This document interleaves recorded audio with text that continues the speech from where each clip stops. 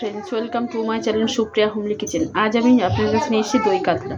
তো তার জন্য একটু কড়ার মধ্যে একটু কালকের মাছ ভাজার তেল ছিল, আজকে একটু সরষের তেল দিয়ে দিলাম। মাছগুলো ভেজে নেবো। তো কড়াইয়ের তেলটা গরম হোক। তো দেখুন বন্ধুরা, মাছটা নুন হলুদ মাখিয়ে রেখেছিলাম, তো এবার ভেজে নেবো। তেল গরম হয়ে গেছে।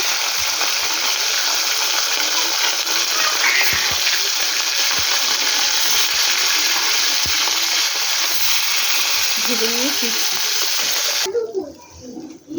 জিরে, গোটা গরম মশলা দিয়ে দিলাম।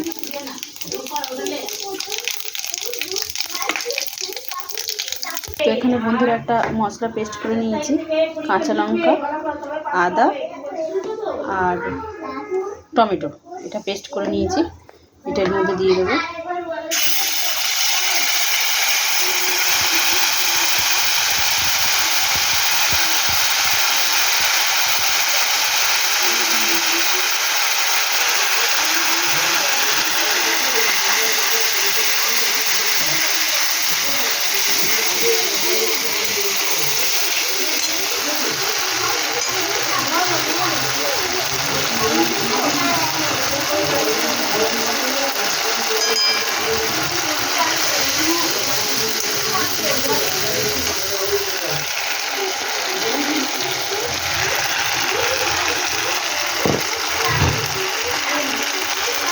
আজকে দিয়ে দিলাম, কম লাগছে মশলাটা। তো যাই হোক, এবার গুঁড়ো মশলাগুলো দিয়ে দেবো। তো বন্ধুরা দেখুন, স্বাদ মতো একটু চিনি দিয়ে দেবো। ওই সময় চিনি দিয়ে দেবো। চিনির সাথে সাথে গুঁড়ো মশলাগুলো দিয়ে দেবো। ধনে গুঁড়ো, জিরে গুঁড়ো, গোলমরিচের গুঁড়ো ঝাল হওয়ার জন্য দিয়ে দিলাম। নাড়াচাড়া করবো, নাড়াচাড়া করে ফিরছি। জল দিয়ে দেবো, সামান্য জল দিয়ে দিলাম।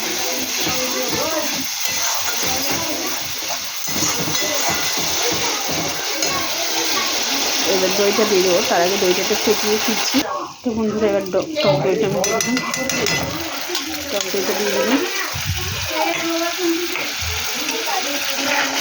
দিয়ে নাড়তে হবে, নাহলে ছানা কেটে যাবে।